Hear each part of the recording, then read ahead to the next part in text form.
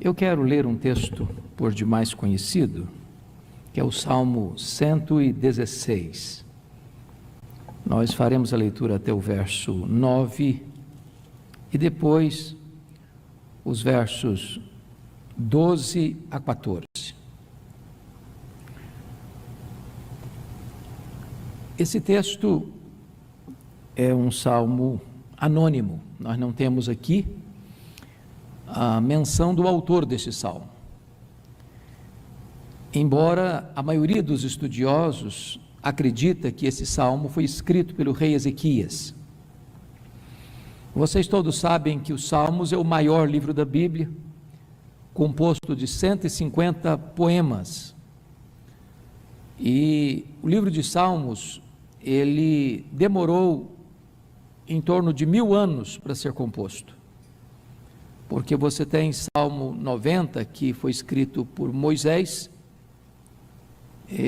que viveu um período muito longo, né? Ele viveu por volta aí de 1500 antes de Cristo. E você tem o Salmo 126, claramente um salmo pós-cativeiro babilônico. O livro de Salmos, ele é dividido em 5 livros, como o Pentateuco é também. O primeiro livro vai do Salmo 1 ao 41, o segundo livro vai do 42 ao 72, o terceiro livro do 73 ao 89, o quarto livro do 90 ao 106 e o quinto livro do 107 ao 150. Alguém já disse com certa razão que toda a Bíblia fala a nós, mas o livro de Salmos fala também por nós. E esse Salmo 116, que eu convido você à leitura, possivelmente foi escrito pelo rei Ezequias, e eu vou explicar depois por quê. Então abra sua Bíblia comigo nesse texto e mantenha a sua Bíblia aberta. O texto diz assim: eu amo o Senhor, porque Ele ouve a minha voz e as minhas súplicas, porque inclinou para mim os seus ouvidos, invocá-lo-ei enquanto eu viver. Laços de morte me cercaram, e angústias do inferno se apoderaram de mim. Caí em tribulação e tristeza. Então, eu invoquei o nome do Senhor. Ó Senhor, livra minha alma. Compassivo e justo é o Senhor, o nosso Deus é misericordioso. O Senhor vela pelo simples. Eu estava prostrado e o Senhor me salvou. Volta, minha alma, o teu sossego, pois o Senhor tem sido generoso para contigo. Pois livraste da morte a minha alma, das lágrimas os meus olhos, da queda os meus pés. Andarei na presença do Senhor, na terra dos viventes. Agora o verso 12. Que darei ao Senhor por todos os seus benefícios para comigo? Tomarei o cálice da salvação, e invocarei o nome do Senhor, e cumprirei os meus votos na presença de todo o seu povo. Este culto, então, é marcado pelo sentimento de gratidão. E o simples fato de você e eu estarmos aqui, num ano de pandemia, já é um motivo eloquente de gratidão. Gente melhor do que nós se foi. Por que estamos aqui? Para que estamos aqui? Estou certo de que se estamos aqui é porque a nossa carreira não foi concluída ainda. E Deus ainda tem algo a fazer por nós, em nós e através de nós. Se os Salmos fala por nós, esse Salmo retrata o grande drama deste rei, o rei Ezequias. E por isso ele expressa a sua gratidão e escreve esse salmo para contar a sua experiência e demonstrar sua gratidão a Deus. Vocês sabem que Ezequias foi rei de Judá. Ele começou a reinar com 25 anos, reinou 29 anos. No auge do seu governo, ele foi um rei muito próspero, que granjeou fortunas, que obteve muito sucesso nos seus empreendimentos, Mas foi no seu governo que as 10 tribos do norte, chamado Reino do Norte, Reino de Israel, cuja capital era Samaria, foi durante o seu governo, no Reino do Sul, que essas 10 tribos foram tomadas pelo mais poderoso império da época, o Império Assírio. E agora, quando Ezequias estava com 39 anos de idade, no auge do seu governo, ele enfrenta 2 gravíssimos problemas. Esta Síria, com a sua força e poder militar, entrincheirou a cidade de Jerusalém, sitiou a cidade de Jerusalém e mandou um recado abusado para o rei Ezequias: renda-se, porque nenhum Deus poderá livrar você das minhas mãos. Nenhum povo jamais resistiu à minha invasão. Não é sensato me resistir. E diz a Bíblia que diante daquela ameaça, o rei Ezequias não se capitulou, mas ele ousou crer em Deus. E ele levou essa causa para a presença de Deus. E Deus o livrou de uma maneira miraculosa, escalando apenas um anjo, que matou 185 mil soldados assírios ao redor de Jerusalém, trazendo-lhe um poderoso livramento. Mas ele enfrenta um segundo problema. Com 39 anos de idade, ele fica doente. Sua posição, sua riqueza, seu prestígio não o blindaram das setas venenosas da enfermidade. Contrai uma úlcera, e nenhum expediente médico da época foi capaz de debelar o seu problema de saúde. Além disso, Deus manda ao seu palácio o profeta Isaías com uma ordem expressa da parte de Deus, dizendo ao rei: põe em ordem a tua casa, porque morrerás e não viverás. E diz a Bíblia que Ezequias se volta para a parede, ora fervorosamente, chora copiosamente, e Deus responde a sua oração rapidamente. E o profeta não tinha saído de Samaria ainda, ou melhor, de Jerusalém ainda, quando Deus diz ao profeta Isaías: volta lá, e diz a Ezequias, príncipe do meu povo, que eu ouvi a sua oração, que eu vi as suas lágrimas, que eu libertarei Jerusalém e o curarei da sua enfermidade. E esse salmo, portanto, é escrito para contar essa história e para retratar o sentimento de gratidão deste homem. E agora peço que você, com a Bíblia aberta, observe comigo o que ele está passando. No verso 3, penso eu que ele resume, sintetiza essas 2 circunstâncias que acabo de narrar. Primeiramente, ele enfrenta laços de morte. Ele diz: laços de morte me cercaram. É claro que isso aqui é uma referência ao cerco de Jerusalém, ao entrincheiramento da cidade santa. E esses laços não são laços apenas de ameaça, são laços de morte. E laço é uma armadilha invisível, porém real. E não é um laço aqui, outra ali, outra acolá. Ele diz: laços de morte me cercaram. Ele se sentiu encurralado, emparedado. Se não bastasse esta ameaça externa, ele enfrenta um problema interno, e eu penso que ele está descrevendo aqui o problema da sua enfermidade, quando ele disse: e angústias do inferno se apoderaram de mim. Eu acho que angústia é um sentimento democrático, que todos nós sabemos o que é. Mas eu não sei se você, eu não sei se eu compreendo plenamente o que ele está dizendo aqui, porque ele adjetiva sua angústia como angústias do inferno. Parece que ele está dizendo que o inferno mudou de endereço, que o inferno se instalou no seu peito, que na medida que ele caminha, o inferno caminha com ele. E essas angústias do inferno que o sufocaram, que suplantaram suas forças, que drenaram as suas energias, que roubaram a sua saúde, levaram-no ao chão, e ele diz: eu caí em tribulação e tristeza. A alegria foi embora do rosto dele. A tristeza enfiou suas garras na vida dele. E o resultado é que ele foi ao chão. Mas se você perceber comigo no verso de número 6, ele usa uma outra expressão, ele diz: eu estava prostrado, e o Senhor me salvou. Eu creio que a palavra prostrado é uma ideia mais forte do que a palavra cair. E eu quero ilustrar isso com a modalidade esportiva do boxe. Você tem dois lutadores no ringue, de repente um dá um esbarro no outro, um sopapo bem dado no outro, e ele vai ao chão, ele beija a lona, mas a luta não terminou. Ele pode se recuperar, ele pode se levantar, ele pode até prevalecer na luta e ganhar.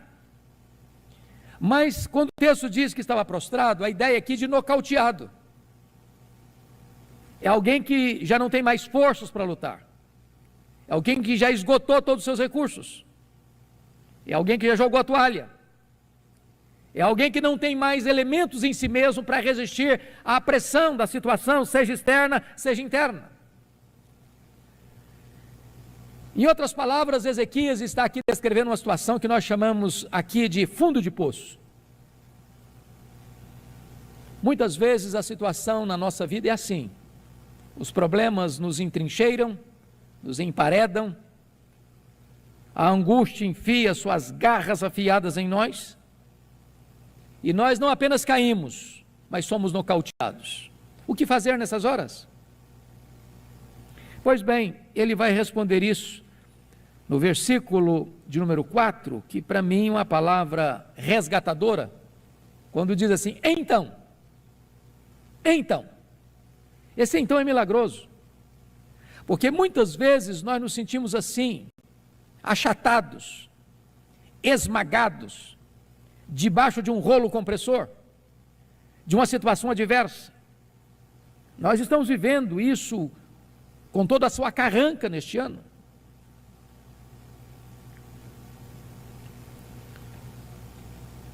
O ano passado eu estive no interior do Mato Grosso, numa caminhada evangelística em várias igrejas, e conversei com um homem que estava muito abatido, porque naquele ano seu filho havia falecido de uma maneira trágica. Não foi de Covid, foi de uma outra situação. E agora retornei lá há alguns meses, e este mesmo homem que estava com o coração partido de dor pela morte do filho, enfrentou um esbarro ainda maior. A Covid chegou na sua casa e ceifou a sua esposa e a sua filha. Ele ficou só. Só ele sobreviveu. Há momentos em que você não tem chão. Há momentos em que você se sente assim, no fundo do poço. E quando alguém está no fundo do poço, só tem uma direção para olhar. É para cima, é para o alto, é para Deus. Como Jó, que estava encurralado por tantos problemas, da perda dos seus bens, da perda da sua saúde, do sepultamento de todos os seus filhos no único dia, do conselho nada sábio da sua mulher, dizendo amaldiçoa Deus e morre, e das acusações levianas de seus amigos, chamando-o de adúltero, de ladrão, de louco, de ter roubado os órfãos e as viúvas. E esse homem também estava no fundo do poço, mas ele arranca do fundo do poço e das profundezas da alma um brado de esperança, quando diz: uma coisa eu sei, é que o meu Redentor vive. É o que está acontecendo com este homem. Então eu invoquei o nome do Senhor. Há momentos que Deus nos leva ao último furo da correia, na última volta do ponteiro, quando os nossos recursos todos já estão esgotados, e você recorre ao Deus Todo-Poderoso, e quando parece que tudo está perdido, tudo está arruinado, o cenário é cinzento, então eu invoquei o nome do Senhor, e quando ele invoca o nome do Senhor, ele descobre algumas coisas maravilhosas. A primeira coisa que ele vai descobrir é o caráter de Deus. Ele vai descobrir que Deus é compassivo. E essa palavra compassivo significa padecer com. Quando você está vivendo um drama na vida, a sua alma gemendo, seu corpo latejando de dor, você está encurralado por situações adversas e por sentimentos hostis, você é levado a pensar que Deus está longe ou indiferente. E talvez você pergunte, como os salmistas perguntaram tantas vezes: até quando, Senhor? Mas quando este homem se volta para Deus, ele descobre que Deus está sensível ao seu sofrimento, que Deus está sofrendo com ele, que a dor dele pulsa no coração de Deus, que Deus não está indiferente nem longe. Mas ele descobre mais, ele descobre que Deus é poderoso para nos levantar quando estamos na lona, nocauteados. Esta semana eu recebi um contato de um amigo, aliás, um irmão, eu não o conhecia até então, ele me acompanhava nas redes sociais, e disse que estava se separando, ele não mora no Brasil, e a situação já estava definida, decidida. E eu disse: mas por que você acha que a situação está definida? Você acha que não tem mais esperança? Ele disse: não, humanamente não tem mais esperança. E eu disse: mas eu posso pelo menos orar com você? Eu posso pelo menos ouvir você? Eu posso pelo menos aconselhar você? E eu estou fazendo isso há uns 15 dias, todos os dias mandando uma mensagem, dando orientação bíblica. E ontem ele me passou uma mensagem, disse: pastor, eu vou viajar com a minha esposa, com meu filho. Deus está plantando esperança no nosso coração, Deus está restaurando os nossos sonhos, aquilo que parecia impossível está acontecendo, e é exatamente isso que Deus faz. Quando você está no fundo do poço, sem qualquer esperança, já jogou a toalha, com Deus tem esperança. Para Deus não tem causa perdida, para Deus não tem problema sem solução. Mas esse homem descobre mais, esse homem descobre o grande livramento de Deus. E eu peço que você observe comigo o versículo 8, quando ele diz: pois livraste da morte a minha alma, das lágrimas os meus olhos, da queda dos meus pés. Ele vai tratar aqui de 3 livramentos de Deus. O primeiro livramento é o livramento espiritual. Você pode ser rico, você pode ter família, você pode ter prestígio, você pode ter sucesso financeiro, você pode ser alguém conhecido, mas se você ainda não se arrependeu de seus pecados e não pôs a sua confiança em Jesus, você ainda não é livre. A mais importante libertação que um homem precisa é a libertação espiritual. Você pode ir e vir, você pode morar num país democrático que lhe defende o direito de ir e vir, mas se você ainda está prisioneiro dos seus pecados, você é cativo. E este homem está dando graças a Deus, porque Deus é aquele que liberta espiritualmente. Mas em segundo lugar, ele fala da libertação emocional. Ele diz: das lágrimas livraste os meus olhos. Talvez nós somos a geração marcada pelo choro, pela dor.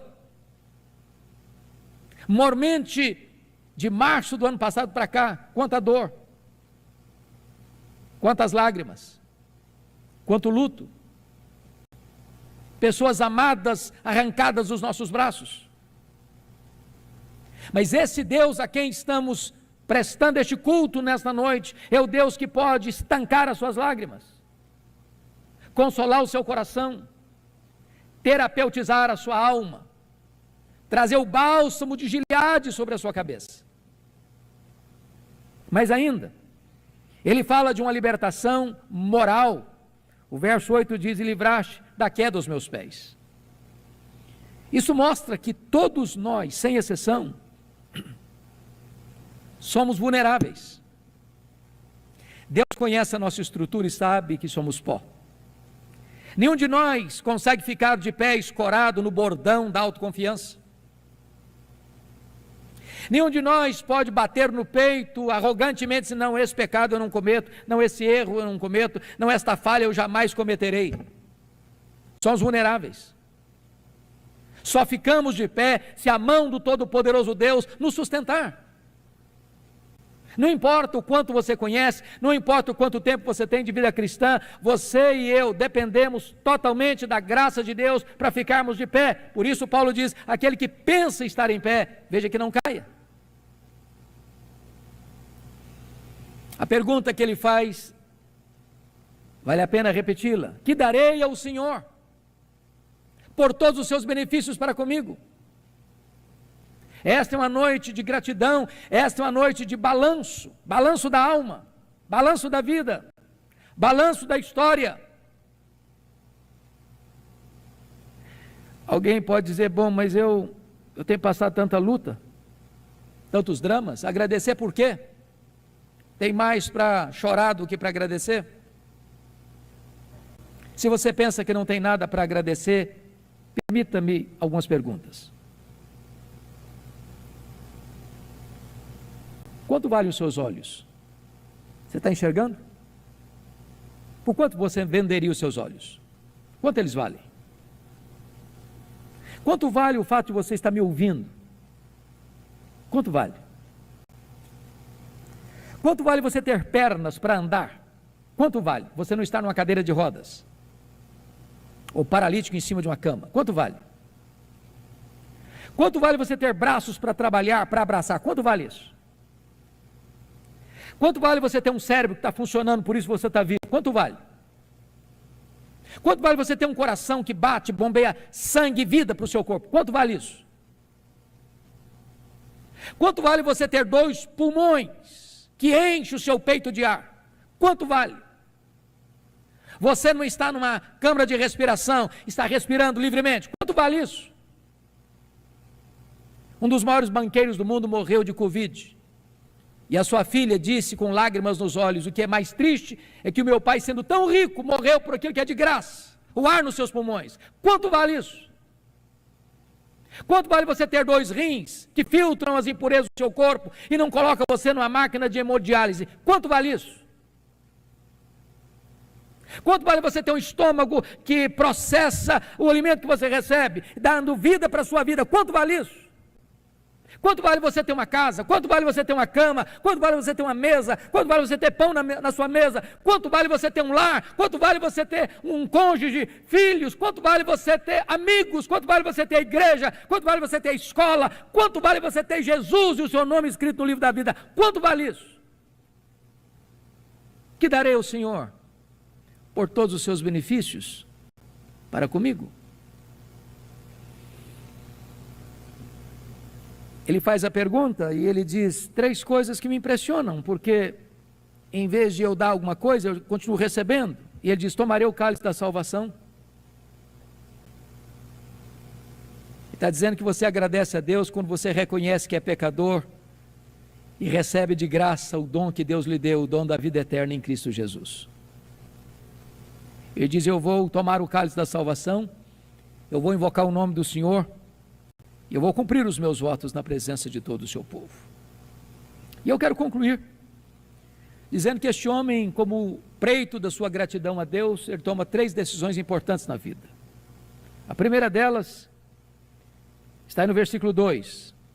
Ele diz, por que inclinou para mim os seus ouvidos? Invocá-lo-ei enquanto eu viver. Às vezes o homem, na hora do aperto, faz promessas a Deus. E quando as coisas melhoram, ele esquece dos compromissos. Ele faz promessas a Deus e depois deixa essas promessas de lado. Mas este homem assume um compromisso não na hora da emoção, mas ele diz, porque inclinou para mim os seus ouvidos, invocá-lo-ei enquanto eu viver.